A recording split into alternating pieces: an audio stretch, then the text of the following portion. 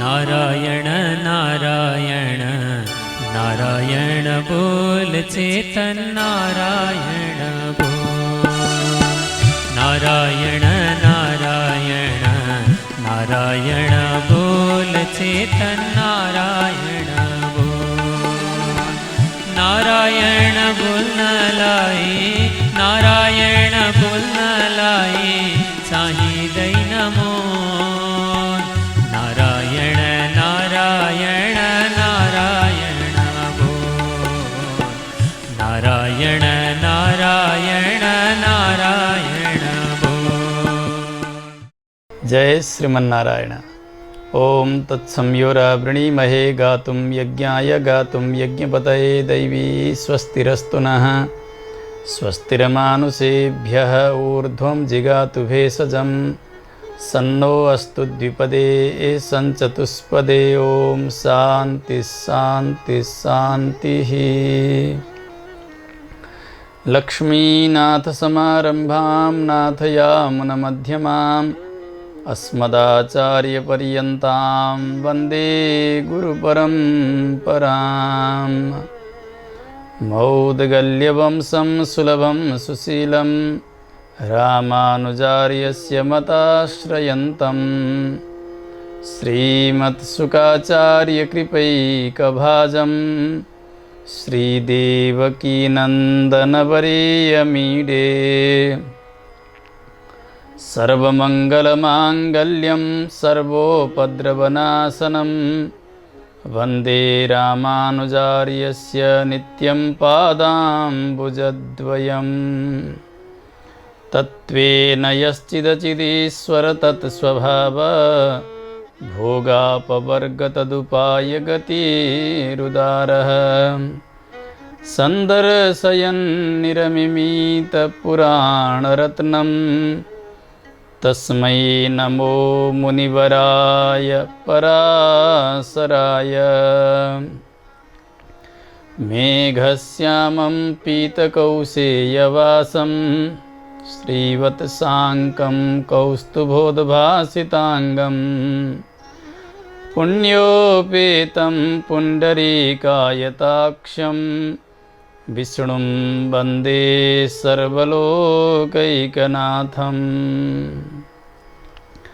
हरिनारायण दुरितनिवारण परमानन्द परमपुरुषोत्तम भक्तजनप्रिय पंकजलोचन नारायण तव दासोऽहं। श्रीनारायण तव दासोऽहम्। अखिल हेय प्रत्यनीक कल्याणैकतान श्वेतर समस्त वस्तु विलक्षण अनंत ज्ञानानंदैक स्वरूप परात्पर परब्रह्म परमेश्वर भगवान श्रीहरि परतत्व हुनुहुन्छ भनेर सम्यक्तया प्रतिपादन गर्ने प्रमाण शास्त्र श्री विष्णु पुराणको क्रमबद्ध चिन्तन गर्दै हामी आइरहेका छौँ, जसलाई पूर्वाचार्यहरूले अत्यन्त आदरका साथ पुराण रत्नको संज्ञा दिनुभएको छ। ब्रह्मसूत्रका भाष्यकारहरूले पनि अतिशय आदरका साथ श्री विष्णु पुराणका पंक्तिहरूलाई प्रमाणका रूपले उद्धृत गर्नुभएको छ। यस्तो महान ग्रन्थको निरन्तर चिन्तन चलिरहेको छ। अघिल्ला प्रसङ्गहरूमा श्री पराशर महर्षिले मैत्रेय ऋषिलाई समुद्र मन्थनको पावन प्रसङ्ग सुनाइरहनु भएको छ। समुद्र मन्थन त्यसका निमित्त गरियो कि देवताहरूले अमृत पान गरेर बल बढाउन् अनि दैत्यमाथि विजय प्राप्त होस्। यिनीहरू सबै भगवानका सन्निधिमा पुगेका छन्। पहिले त ब्रह्माजीका सन्निधिमा पुगे।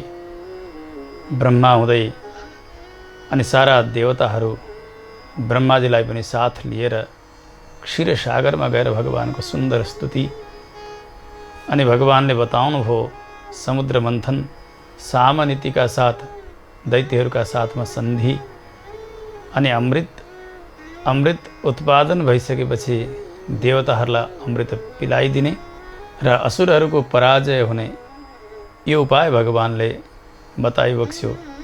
तदनुकूल व्यवहार सम्पन्न भएको छ। विशाल त्यो क्षीरसागरमा औषधिहरू त्यहाँ राखेर मन्द्राचल पर्वतको मदानी वासुकी नागको नेति बनाएर एकपट्टि असुरहरू एकपट्टि देवताहरू अनि भगवान स्वयं बलवर्धन गर्नका निमित्त अदृश्य रूपले पर्वतका माथि कुर्म रूपले पर्वतलाई आफ्ना पिठ्यूमा बोकेर स्वयं नै मन्थन गर्न प्रारम्भ गर्नुहुन्छ। अनेक अनेक रत्नहरू निस्कँदै गए। अन्तिममा भगवती लक्ष्मीजीको प्राकट्य भयो समुद्रका बीचबाट। सर्वत्र कान्ति आएको छ। बाहिर आउनुभयो, उहाँको अभिषेक भयो। हेर्दा हेर्दै महालक्ष्मीजी भगवानका वक्षस्थलमा गएर विराजित हुनुभयो। त्यहाँ बसेर सारा देवताहरूलाई हेरिदिनु भयो। लक्ष्मीजीका कृपाले सम्पूर्ण देवताहरू पुलकित भएका छन्। असुरहरू भने रिसले आगो बनेका छन्। असुरहरूले धन्वन्तरी भगवानका हातबाट त्यो अमृतको घडा खोसेर लिएर जान्छन्। भगवानले पुनः मोहिनी अवतार लिएर तिनीहरूलाई मोहित गर्नुभयो। अमृत पिलाउनुभयो देवताहरूलाई। अब त अमृत नपाइसकेपछि दैत्यहरू देवताहरूका साथ युद्ध प्रारम्भ गर्दछन्। देवताहरूले अमृत पिएका हुनाले कसैको मृत्यु हुँदैन, काहीँ कसैको पराजय पनि भएको छैन। तमाम असुर सेनाहरू समाप्त हुँदै हुँदै गए। जति बचेका थिए उनीहरू आफ्नो प्राण रक्षाका निमित्त सबै पाताल लोकतर्फको यात्रा गर्दछन्। सर्वत्र मङ्गल बाजा बजिरहेका छन्। देवताहरूले गुमेको ऐश्वर्य पुनः प्राप्त गर्दछन्। देवराज इन्द्र इन्द्रासनमा बसेर भगवती लक्ष्मीजीको महान कृपाको स्मरण गर्दै आफ्ना वैभवले अब कहिल्यै पनि आफ्नो बुद्धि नटालियोस्, भगवानको अपमान नहोस्, गुरुजनहरूको अपमान नहोस्, यस्तो कामनाका साथ भगवती लक्ष्मीजीको स्तुति गर्न प्रारम्भ गर्नुहुन्छ। इन्द्रले स्तुति गर्दै भन्नुभयो, नमस्ये सर्वलोकानां जननीं अब्जसम्भवां श्रियमुन्निद्रपद्माक्षीं विष्णुभक्षस्थलस्थितां। हे आमा, हजुरलाई म बार बार वन्दना गर्दछु। केवल मेरी मात्र होइन, सर्वलोकानां जननीं, हजुर सम्पूर्ण लोककै आमा हुनुहुन्छ। कमलबाट प्रकट हुनुभयो हजुर। अनि अत्यन्तै जो फक्रिएका कमलदल जस्ता नेत्रले सुशोभित हुनुहुन्छ। भगवानका वक्षस्थलमा निवास गर्नेवाली आज मैले यिनै आँखाबाट दर्शन गरेँ। समुद्रबाट प्रकट हुनुभयो। हेर्दा हेर्दै हजुरले आफ्नो वासस्थान भगवानको वक्षस्थललाई रोज्नुभयो। यस्तै आमालाई म वन्दना गर्दछु। जहाँ कमल वन छ त्यहाँनेरि वास गर्ने, कमलका आसनमा रहने, त्यस्तै प्रकारले हातमा कमल धारण गर्ने, नेत्र पनि कमल समान, मुखाकृति पनि कमल समान सुन्दर जो कमलनाभ भगवान हुनुहुन्छ, त्यस्ता भगवानकी प्राणवल्लभा यस्ती आमालाई म बार बार वन्दना गर्दछु। हे आमा, हजुर नै सिद्धि हुनुहुन्छ, हजुर नै स्वधा हुनुहुन्छ, हजुर नै स्वाहा सुधा, लोकलाई पावन गर्नेवाली हजुर नै हुनुहुन्छ। सन्ध्या पनि हजुर नै, रात्रि पनि हजुर नै, प्रभा पनि हजुर नै, संसारको वैभव पनि हजुर नै, बुद्धि पनि हजुर नै, श्रद्धा पनि हजुर नै, त्यसै गरी वाणीकी अधिष्ठात्री देवी सरस्वती पनि स्वयं हजुर नै हुनुहुन्छ। यज्ञ विद्या महाविद्या गुह्य विद्या च शोभने आत्मविद्या च देवी त्वं विमुक्ति फलदायिनी। यज्ञ विद्या पनि हजुर हुनुहुन्छ। त्यस्तै प्रकारले महाविद्या हजुर, रहस्यले युक्त भएको गुह्य विद्या पनि हजुर नै हुनुहुन्छ। आत्मविद्या जुन विद्याद्वारा जीवको मुक्ति हुन्छ, त्यस्तो विमुक्ति रूपी फल प्रदान गर्ने आत्मविद्या पनि हजुरकै स्वरूप हो। विशेष गरिकन 4 प्रकारका नीतिहरू छन्। आन्वीक्षिकी, त्रयी, वार्ता, दण्डनीति भनेर शास्त्रले बताएका छन्। आन्वीक्षिकी भनेको तर्क विद्या हो, जसलाई न्यायशास्त्र भनिन्छ। त्यस्तै प्रकारले त्रयी भनेर वेदलाई बताइन्छ, वेदत्रयी। वार्ता भनेको शिल्प जो कला हो, अनेक प्रकारले श्रृङ्गारका कार्यहरू गरिन्छन्, कलाका कार्यहरू गरिन्छन्। त्यस्तै प्रकारले वाणिज्य जो व्यापार हो त्यसलाई पनि वार्ता भनेर बताइन्छ। अर्को हुन्छ दण्डनीति जसलाई राजनीति भनिन्छ। यी सबै हजुरबाटै हुन्छन्। यी सबैका मूल आधार भनेको हजुर नै हुनुहुन्छ। हजुरका दुई प्रकारका स्वरूप छन्, एउटा सौम्य स्वरूप, अर्को उग्र स्वरूप। सौम्य स्वरूप भएका समयमा सर्वत्र जगतमा मङ्गल मात्र हुन्छ। जब हजुर उग्र स्वरूपमा रहनुहुन्छ नि त्यस समय भने जगतमा अनेक प्रकारका उत्पात प्रारम्भ हुन्छन्। आमा स्वयं हजुर भगवानकी वक्षस्थलमा विराजित हुनुहुन्छ। भगवानले गर्दा लक्ष्मीजीको शोभा बढेको हो कि अथवा लक्ष्मीजीका शोभाले भगवान सुशोभित हुनुभएको? यस विषयमा ज्ञानीहरू र शास्त्रकारहरूको अनेक प्रकारको पक्ष देखिन्छ। श्री आलवन्दार स्वामीजीले गान गर्नुभएको छ, कश्री श्रियः परमसत्त्वसमाश्रयः कः कः पुण्डरीकनयनः पुरुषोत्तमः कः। यहाँनिर श्रियः श्री कः साक्षात् लक्ष्मीजीका पनि शोभा को हुनुहुन्छ? हजुर नै त हुनुहुन्छ नि। त्यस कारणले लक्ष्मीजी अत्यन्तै सुन्दरी भन्नुभएको छ भगवानका सम्बन्धले गर्दा। यो एउटा पक्ष भयो। अर्को पक्ष छ भगवानको शोभा भनेकै लक्ष्मीजी हुनुहुन्छ। श्री यसको अर्थ नै हो शोभा। भगवान सुशोभित हुनुहुन्छ लक्ष्मीजीद्वारा। यी दुवै पक्ष छन्। यसबाट के जानिन्छ भने भगवती लक्ष्मीजीको पनि वैभव उत्तिकै छ जति भगवानको छ। कति पनि कमी छैन, न सौन्दर्यमा कमी, न शक्तिमा कमी, न कृपामा कमी, न गुणहरूमा कमी, कुनै प्रकारको कमी छँदै नै छैन। आज इन्द्रले स्तुति गर्दै भन्नुभयो, हे आमा कात्वन्या त्वामृते देवी सर्वयज्ञमयं वपुः अध्यास्ते देवदेवस्य योगी चिन्त्यं गदाभृतः। भगवान योगीहरूद्वारा ध्यानको विषय बनाइनेवाला हुनुहुन्छ। योगीहरूले ध्यान गर्दा भगवानलाई सम्झन्छन्। त्यस्ता परमात्माका वक्षस्थलमा राज गर्न सक्ने हजुरदेखि अतिरिक्त को हुन सक्छ र जगतमा? केवल हजुर मात्रै हुनुहुन्छ आमा। सम्पूर्ण शरीर नै भगवानको यज्ञमय छ। त्यस्ता देवदेव भगवान नारायण उहाँका पनि वक्षस्थलमा गएर विराजित हुनुभएको छ। कति महिमा हजुरको गान गरेर सकिन्न। हे देवी, हजुरले जब त्याग गर्नुभयो नि सम्पूर्ण त्रिलोकी तत्काल नष्ट हुन्छ। हजुरको कृपाको यसो अलिकति लेस मात्र पर्यो भने फेरि त्रिलोकीको उन्नति हुन्छ, वैभव वृद्धि भएर जान्छ। ईशत्वत्करुणा निरीक्षण सुधा सन्दोक्षणाद् रक्ष्यते नष्टं प्राक् तदलावतस्त्रिभुवनं सम्प्रत्यनन्तोदयम्। भगवती लक्ष्मीजीको कृपा कटाक्ष रूपी अमृतको अलिकति बूँद मात्र पर्यो भने सम्पूर्ण जगतको रक्षा हुन्छ। तद अलाभतः यदि कृपाको वर्षा भएन, भगवतीले हेरिदिनु भएन भने नष्टम सारा नाश भएर जान्छ। त्यसकारणले यो जगतको स्थिति, जगतको नाश यी दुवैमा हजुरकै कृपा मुख्यतया रहन्छ। हजुरले जसरी हेरिदिनुहुन्छ अथवा हजुरले हेरिदिनुहुन्न, यसैमा जगतको वैभव अनि जगतको विनाश। यस्तो छ आमा। विनष्ट प्रायम अववत् त्वयेदानीं समेदितम। पहिले त्यही भएको थियो। हजुरले नहेरिदिँदाखेरि महाप्रलय भएको थियो। अब हजुरले हेरिदिँदाखेरि अब जगतको मङ्गल भइरहेको छ। पत्नी भए, पुत्रहरू अथवा निवास, स्वजन, धनधान्य यी सबै कहाँबाट हुन्छन्? केवल हजुरका कृपाबाट हुन्छ। सबैमा हजुरको दृष्टि पर्न पर्दछ। शरीर होस्, आरोग्य होस्, ऐश्वर्य, त्यस्तै प्रकारले उन्नति, सुख, यो सबै हजुरका दृष्टिका कारणले नै हुने हुन्। यदि यो नहुने हो हजुरको कृपा, अनि जति चाहे तापनि व्यक्तिको न आरोग्य, न त ऐश्वर्य,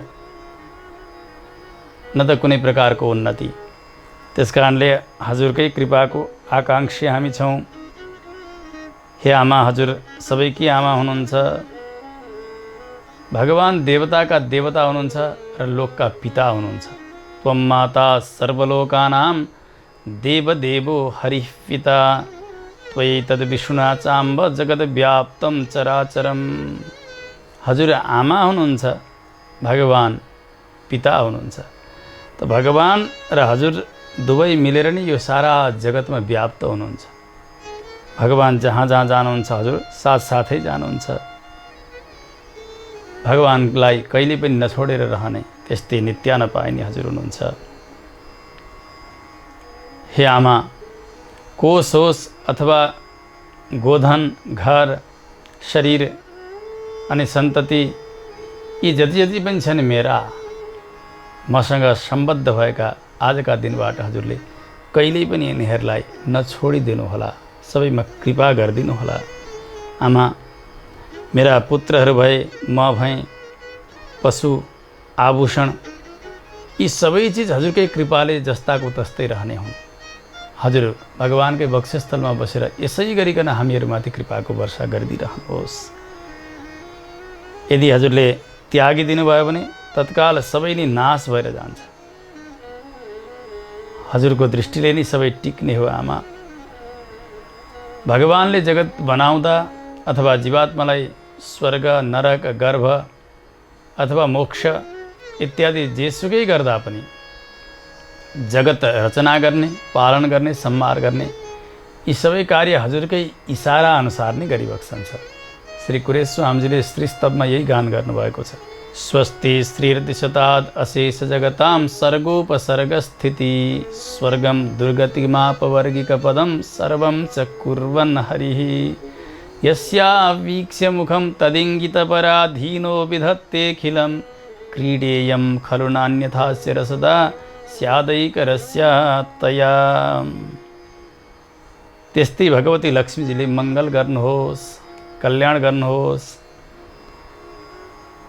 जसबाट सम्पूर्ण जगतको सर्ग भनेको सृष्टि अनि उपसर्ग भनेको प्रलय अनि स्थिति भनेको पालन अनि जीवात्माले प्राप्त गर्ने स्वर्ग होस्, नरक होस् अथवा मोक्ष पद होस्, यी सबै चिज भगवानले गर्नुहुन्छ।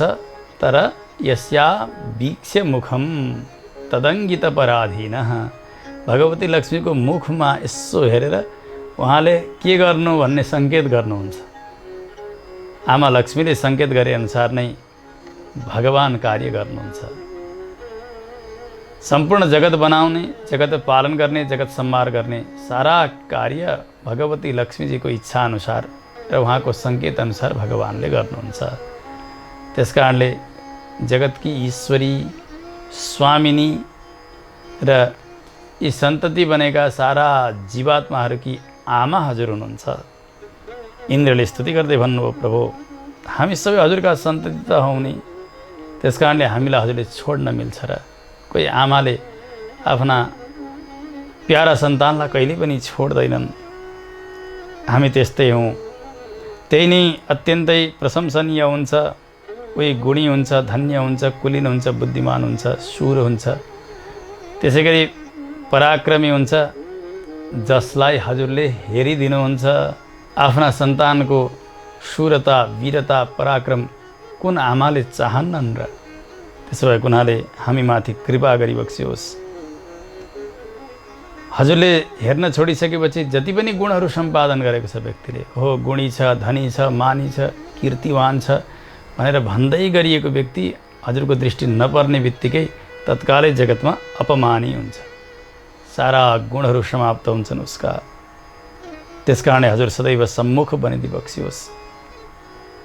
इन्द्रले स्तुति गर्दै भन्नुभयो, आमा म एक सामान्य जीव, हजुरका गुणको स्तुति गरेर म कसरी सक्दछु र? हजुरको महिमाको वर्णन गर्न सक्दिनँ। न ते वर्णयितुं सक्ता गुणान् जिह्वा विवेधसः, प्रसीद देवी पद्माक्षी मास्मांस्त्याक्षी कदाचन। म जस्ताले के गरी स्तुति गर्न सक्छु?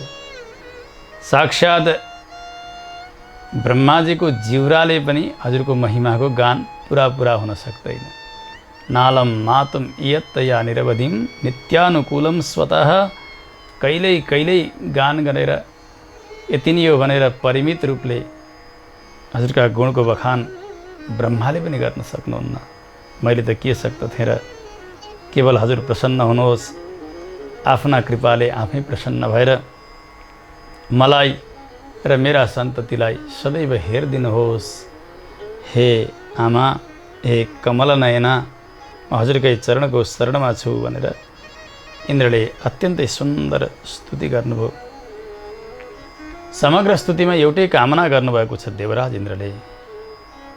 हे भगवती, हे लक्ष्मी, हजुरको दृष्टिले नै यो जगतमा कसैले मान प्राप्त गर्दछ, वैभव प्राप्त गर्दछ, उसको कीर्ति बढेर जान्छ, बल बढ्दछ, पराक्रम बढ्दछ। हजुरले त्याग्ने बित्तिकै फेरि दुर्दशा प्रारम्भ हुन्छ। कुरे स्वामीले स्तुति गर्दै भन्नुभयो, यस्याः कटाक्ष वीक्षाक्षण लक्ष्यम लक्षिताः महेशास्युः। भगवती लक्ष्मीजीका कृपाको अलिकति मात्रै अंशले पनि कुनै जीवलाई हेरिदिनु हो भने त्यो जीव साक्षात महेश बन्दछ, बडे ठुलो देवता बन्दछ, शङ्कर बन्दछ, इन्द्र बन्दछ, राजा बन्दछन्। त्यसकारणले कृपामा त्यति धेरै शक्ति छ भनेर कृपाकै यहाँ याचना गर्नुभएको छ देवराज इन्द्रले। अति सुन्दर स्तुति गर्नुभयो। भगवती लक्ष्मीजी सुनिरहनु भएको छ, मुस्कुराइरहनु भएको छ। प्रभुका वक्षस्थलमा बसेर भन्नुभयो, हे देवराज, तपाईँका स्तुतिले म प्रसन्न भएकी छु। यो स्तोत्रद्वारा माग्नुहोस्, वरदान के चाहनुहुन्छ? वरदान गर्नकै निमित्त म यहाँ तयार भएर रहेकी छु। इन्द्रले 2 वरदान माग्नुभयो भगवती लक्ष्मीसँग।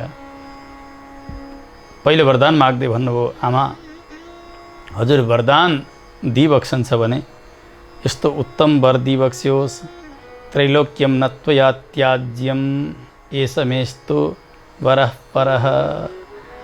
आजका दिनबाट कहिल्यै पनि यो मेरो शासन सीमाभित्र भएको यो त्रिलोकीलाई हजुरले कहिल्यै छोड्न पाइबक्सन्न, कहिल्यै नत्यागी बक्स्योस्। त्यस पछाडि अर्को भन्नुभयो, मैले जुन स्तोत्रद्वारा हजुरको महिमाको बखान गरेको छु, हजुरलाई प्रसन्न गराएको छु, हे आमा, यही स्तोत्रद्वारा हजुरको नित्यप्रति जसले स्तुति गर्दछन्, हजुरमा श्रद्धापूर्वक समर्पित हुन्छन्, त्यस्ता भक्तहरूलाई पनि हजुरले कहिल्यै छोड्न पाइबक्सने छैन। सत्वया न परित्याज्यो द्वितीयोस्तु वरो मम। एउटा त त्रिलोकीलाई कहिल्यै नत्यागिदी बक्स्योस्, अर्को इन्द्रले गर्नुभएको स्तुति पाठ गर्ने व्यक्तिलाई, त्यस्ता भक्तलाई पनि कहिल्यै हजुरले छोड्न पाइबक्सने छैन। यी 2 वरदान भगवती लक्ष्मी प्रसन्न भएर भन्नुभयो, हे देवराज, तपाईँले जे चाहनु भएको छ नि त्यो त्यस्तै नै हुनेछ। आजका दिनबाट मैले कहिल्यै पनि यो त्रिलोकीलाई त्याग्ने छैन। जसले सायङ्काल प्रातःकाल तपाईँले गरेका स्तुतिले मेरो पनि स्तुति गर्दछन्, आराधना गर्दछन्, त्यस्ता भक्तका लागि म सदैव सम्मुखी बनेर रहन्छु। ती भक्तलाई पनि मैले कहिल्यै छाड्ने छैन, कहिल्यै पराङ्मुखी बन्ने छैन। त्यसकारणले इन्द्रले गर्नुभएको यो जो स्तुति छ हेर्नु, श्री विष्णु पुराणको प्रथम अंशको 9औं अध्यायमा इन्द्रद्वारा गरिएको स्तुति, यो स्तुति कण्ठस्थ पाठ गर्ने साँझ बिहान भने त्यस्ता भक्तलाई कहिल्यै पनि दारिद्र्य दुःखले सताउने छैन। कुनै प्रकारको दुःखको अनुभूति उनले गर्नु पर्दैन। यति सिद्ध स्तोत्र हो यो। पराशर महर्षिले भन्नुभयो, मैत्रेय, यसरी देवराज इन्द्रलाई भगवती लक्ष्मीजीले 2 वरदान दिनुभयो। देवराज अति प्रसन्न हुनुभएको छ, भगवती लक्ष्मी पनि प्रसन्न हुनुभएको छ। तपाईँले जिज्ञासा गर्नुभएको थियो कि समुद्रकी छोरी भनेर अहिले बताउनुभयोस् लक्ष्मीजीलाई। पहिले हजुरले भन्नुभयो भृगुकी छोरी भनेर। आज मैले त्यो मर्म यहाँ सम्झाइरहेको छु तपाईँलाई। पहिले भृगुकी पुत्री बनेर ख्यातिका गर्भबाट जो भृगुकी पत्नी हुनुहुन्थ्यो उहाँका गर्भबाट लक्ष्मीजीको अवतार भएको थियो। अहिले भने समुद्र मन्थनका समयमा देवराज इन्द्रको वैभवलाई पुनः फिर्ता गरिदिनका लागि उहाँमाथि कृपा गर्नका निमित्त समुद्रबाट प्रकट हुनुभयो। भगवान जति शक्तिमान हुनुहुन्छ त्यस्तै प्रकारले भगवती लक्ष्मीजी पनि शक्तिमती हुनुहुन्छ। यसमा शङ्का गर्नुपर्ने केही कुरा छैन। भृगुकी छोरी पनि हुनुभयो, समुद्रकी छोरी पनि हुनुभयो। यस कारणले गर्दा बताउँदै जानुभयो, जति बेला भगवान सूर्यका रूपले देखा पर्नुहुन्छ त्यसबेला भगवती लक्ष्मीजी पद्म कमलबाट उत्पन्न हुनुहुन्छ, त्यसकारणले उहाँको नाम पद्मा रहन्छ। जति बेला परशुराम बन्नुहुन्छ भगवान, त्यस समयमा पृथ्वीका रूपले रहनुहुन्छ लक्ष्मीजी। राघवत्वे भवत् सीता रुक्मिणी कृष्ण जन्मनी अन्येषु चावतारेषु विष्णु रेशा नपायनी। जब भगवान श्री रामचन्द्र बन्नुहुन्छ त्यस समयमा जगत जननी महालक्ष्मी महारानी सीता भनेर आउनुहुन्छ। जब भगवान श्री कृष्णका रूपले अवतीर्ण हुनुहुन्छ त्यसबेला रुक्मिणी भनेर आउनुहुन्छ लक्ष्मीजी। अन्य अन्य अवतारमा पनि भगवती लक्ष्मीजी कुनै न कुनै रूपले भगवानका साथमा आउनुहुन्छ। भगवानलाई कहिल्यै नछोड्ने वाली त्यस्ती अनपायनी हुनुहुन्छ। जब भगवान देव देह लिएर आउनुहुन्छ, देवता जस्तो बनेर, लक्ष्मीजी देवी जस्ती बनेर आउनुहुन्छ, भगवान मनुष्य जस्तो बनेर आउनुहुन्छ, त्यस समयमा मानुषी बनेर आउनुहुन्छ लक्ष्मीजी। जस्तो हुनुहुन्छ भगवान त्यस्तै बनेर आउनुहुन्छ। अनुरूप पनि हुनुहुन्छ र अभिमत पनि हुनुहुन्छ। अनुरूप भनेको भगवानसँग सुहाउँदो रूप वाली, त्यस्तै प्रकारले अभिमत भनेको भगवानले रुचाइने वाली। कहीँ के हुन्छ भने कोही राजा महाराजाहरू हुन्छन्, धेरै पत्नीहरू विवाह गरेका हुन्छन्, तर जेठी जो रानी हुन् उनलाई विधिसँग विवाह गरिएको हुन्छ अनि उनकै साथमा राजालाई राज्याभिषेक दिइएको हुन्छ। अरू 2-4 वटी भए तापनि उनीहरू साथमा रहँदैनन्। अभिषेकका समयमा राजाको मन अरू कुनै कान्छी पत्नीपट्टि लागेको होस्। यसबेला के भयो कि जेठी रानी अनुरूप हुनुहुन्छ। अभिषेकका बेलामा अथवा राजकीय कार्यका समयमा जेठी रानीलाई नै सिंहासनमा राख्नुपर्ने हुन्छ विधिले, तर उहाँको अभिमत चाहिँ अर्कै एउटी रानी। त्यसकारणले अनुरूप अर्कै हुन्छन्, अभिमत अर्कै हुन्छन् लोकमा। भगवानका लागि भने भगवती लक्ष्मीजी अनुरूप पनि हुनुहुन्छ र अभिमत पनि हुनुहुन्छ। भगवानका लागि स्वाउदिली पनि हुनुहुन्छ अनि भगवानले रुचाइने वाली पनि हुनुहुन्छ। ओम भगवन्नारायणाभिमतानुरूप स्वरूप रूप गुणविभव ऐश्वर्यशीलाद्यनवधिकातिशय असङ्ख्येय कल्याण गुणगणाम, यसरी भनिन्छ नि। ओम भगवन्नारायणाभिमतानुरूप, अभिमत अनि अनुरूप, यी दुवै विशेषणहरू लक्ष्मीजीमा घट्दछन्। जति पटक अवतार भयो भगवानको त्यति नै पटक अभिमत पनि हुनुहुन्छ अनि अनुरूप पनि बनेर लक्ष्मीजी अवतीर्ण भइबक्सन्छ। यस प्रकारले लक्ष्मीजीको वैभवलाई यहाँ बताउनु भयो। कहिल्यै पनि भगवानका वक्षस्थललाई नछोड्ने वाली लक्ष्मीजीले जुन भक्तले भगवानलाई हृदयमा विराजमान गराउँछन्, आफ्ना वक्षस्थलभित्र हृदयमा राख्छन् नि, हो त्यस्ता भक्तको वक्षस्थललाई पनि छोड्ने कुरै आएन।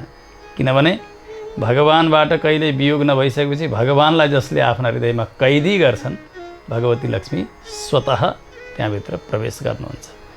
त्यसकारणले भगवान नै सम्पत्ति भएका भक्तका लागि भगवती लक्ष्मी नै सम्पत्ति भनेर आइदिनुहुन्छ। ऐश्वर्यमा कहिल्यै पनि कमी हुन्न, कुनै प्रकारको दरिद्रता रहँदैन।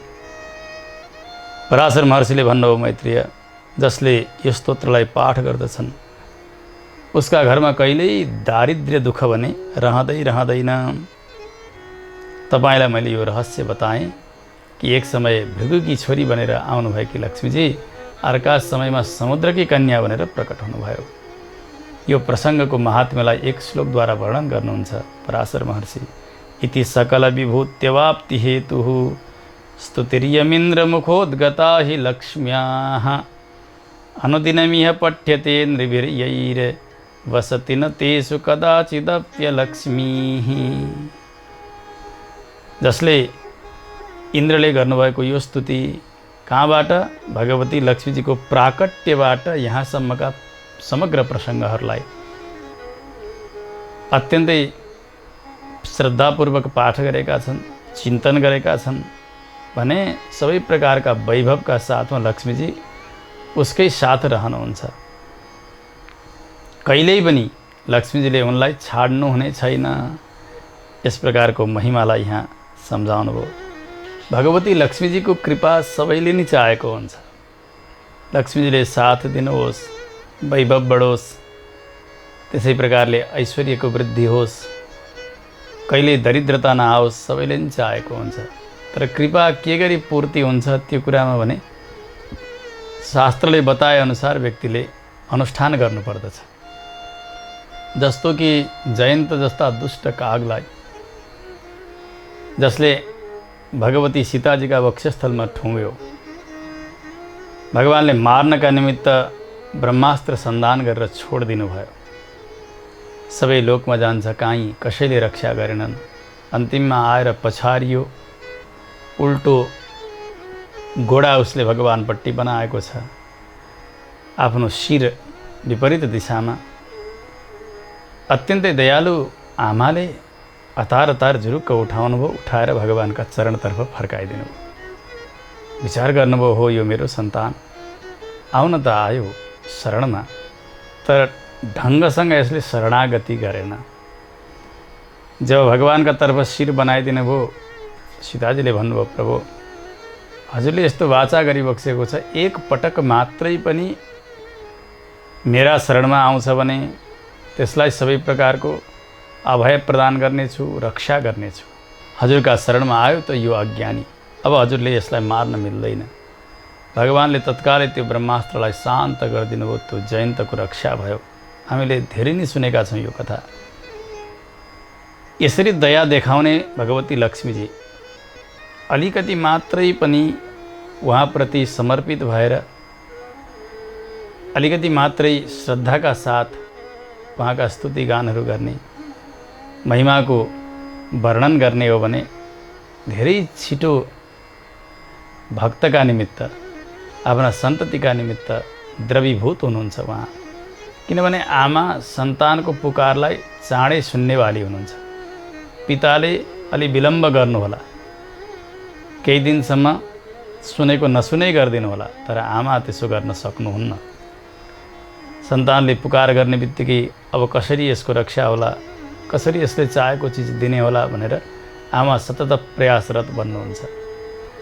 त्यसकारणले भगवती लक्ष्मीजीको स्तुति गरेर नै भगवानको स्तुति प्रारम्भ गरिन्छ। सम्प्रदायमा श्री वरदवल्लभा स्तोत्रको पाठ गरेर अनि आलबन्दार पाठ गर्ने। वरदवल्लभा स्तोत्र लक्ष्मीजीको महिमा गान हो। वरदवल्लभा लक्ष्मीजी हुनुहुन्छ। त्यस्तै प्रकारले स्तोत्र रत्नद्वारा गाइएका भगवान हुनुहुन्छ। एवं क्रमले श्री विष्णु सहस्त्र नामको पारायणभन्दा पहिले श्री लक्ष्मी अष्टोत्तर शतनाम स्तोत्रको पाठ गरिन्छ। आमाका कृपाले नै भगवानका पासमा पुग्ने हो, आमाले नै सिफारिस गरिदिनु हुने हो, पुरस्कार बनिन्छ। त्यो कृत्य भगवती लक्ष्मीजीको हो। उहाँले सिफारिस गरिदिइसकेपछि भगवानले अवश्य पनि उसमाथि कृपा गर्नुपर्दछ। सन्तान पनि आमाका नजिक जान सक्छ, बाबाका नजिक जान अलिक डराउँछ। आमाका माध्यमद्वारा बाबाका नजिक पुग्दछ। त्यसकारणले आमालाई प्रसन्न गराउन सकियो भने अभिष्ट सिद्धि हुन्छ। यसोस्ले लक्ष्मीजीकै स्तुति पहिला गरिन्छ अनि भगवानको स्तुति गरिन्छ। यहाँ इन्द्रले गर्नुभएको यो सुन्दर स्तुति, यसको महिमा पनि हामीले सुन्यौँ। यसलाई नित्यप्रति पाठ गर्दाखेरि हाम्रा घरको दरिद्रता समाप्त हुन्छ, यही नै लेखेको छ। त्यसकारणले भगवानको कृपा पनि बनोस्, भगवती लक्ष्मीजीको दृष्टि बनिरहोस् भन्नका निमित्त भगवानका वक्षस्थलमा बसेकी लक्ष्मीजीको चिन्तन गर्दै गर्दै यो स्तुति गर्ने। यो स्तुतिमा केवल लक्ष्मीजीलाई मात्रै गान गरिएको छैन, यहाँ भगवानको पनि वैभव साथसाथमा वर्णित भएको छ। कसका अधीनमा हुनुहुन्छ भगवती? भगवानका अधीनमा। कसका वक्षस्थलमा रहनुभएको छ? भगवानका वक्षस्थलमा। भगवानकी शोभा बनेर रहनुभएको छ अथवा भगवान नै शोभा हुनुहुन्छ भनेपछि युगलकै गान भएको छ यहाँ प्रकारान्तरले। तर यहाँ यसको वर्णन प्रक्रियाका अनुसार भगवती लक्ष्मीजीको गुणानुवाद अत्यधिक भएको छ। केवल लक्ष्मीजीकै मात्रै उपासना पनि गर्न शास्त्रले त्यति राम्रो मानेका छैनन्। त्यस्तै प्रकारले केवल भगवानको मात्रै स्तुति गर्न पनि ठिक मानेका छैनन्। युगलकै स्तोत्र अनि युगलकै सेवा, युगलकै ध्यान गर्ने। कसरी गर्ने? भगवानका वक्षस्थलमा विराजित लक्ष्मीजी साथै हुनुहुन्छ, कहिल्यै नछोड्नेवाली हुनुहुन्छ। हाम्रा सम्पत्ति भनेका भगवान। धनम मदीयम तव पाद पङ्कजम कदानु साक्षात् करवाणी चक्षुषा। हाम्रा अविनाशी सम्पत्ति भनेका भगवान हुनुहुन्छ। त्यो भगवान रूपी सम्पत्ति प्रदान गर्ने र भगवान रूपी सम्पत्तिको रक्षाका लागि ऐहिक सम्पत्ति, भौतिक ऐश्वर्य पनि प्रदान गर्ने भनेकी भगवती लक्ष्मीजी हुनुहुन्छ। त्यसकारणले उहाँको कृपा सबैले नि चाहेका हुन्छन्। र यस अध्यायमा वर्णित इन्द्रद्वारा गरिएको भगवती लक्ष्मीजीको स्तुति, यसलाई कसरी पाठ गर्ने, यो पाठको क्रम पनि हामीले अब सुन्नेछौँ। यहाँ बिस्तारै पाठ गरिनेछ। यही पाठका साथमा यहाँहरूले पनि बिस्तारै अभ्यास गर्न सक्नुहुनेछ। श्री विष्णु पुराणको प्रथम अंशको 9औं अध्याय 117 श्लोकबाट प्रारम्भ गरेर 133 श्लोकसम्म भगवती लक्ष्मीजीको सुन्दर स्तुति, जसबाट प्रसन्न भएकी लक्ष्मीजीले हाम्रो दारिद्र्य दुःखलाई सदाका लागि समाप्त पारिदिनुहुन्छ र हाम्रो मन भगवानसँग जोडिदिनुहुन्छ। यसलाई हामीले पाठ गर्नेछौँ र यही पाठका प्रक्रियाद्वारा यहाँहरूले पनि श्री विष्णु पुराणको पुस्तक त्यसमा हेरेर पाठ गर्न सक्नुहुनेछ। पाठ गर्न नसक्ने भक्तहरूले पाठलाई नित्यप्रति श्रवण गर्नुहुनेछ। सुन्दा पनि भगवती लक्ष्मीजीको परिपूर्ण कृपा हुन्छ। आउँ यही पाठ पारायणका साथ आजको कथालाई विश्राम गरौँ। श्रीमते रामानुजाय नमः। श्रीं श्रियै नमः। इन्द्र उवाच नमस्ये सर्वलोकानां जननीम् अब्जसम्भवां श्रियमुन्निद्रपद्माक्षीं विष्णुवक्षस्थलस्थितां पद्मालयां पद्मकरां पद्मपत्रनिवेक्षणां वन्दे पद्ममुखीं देवीं पद्मनाभप्रियामहं। त्वं सिद्धिस्त्वं स्वधा स्वाहा सुधा त्वं लोकपावनी संध्या रात्रिः प्रभाभूतिर्मेधा श्रद्धा सरस्वती।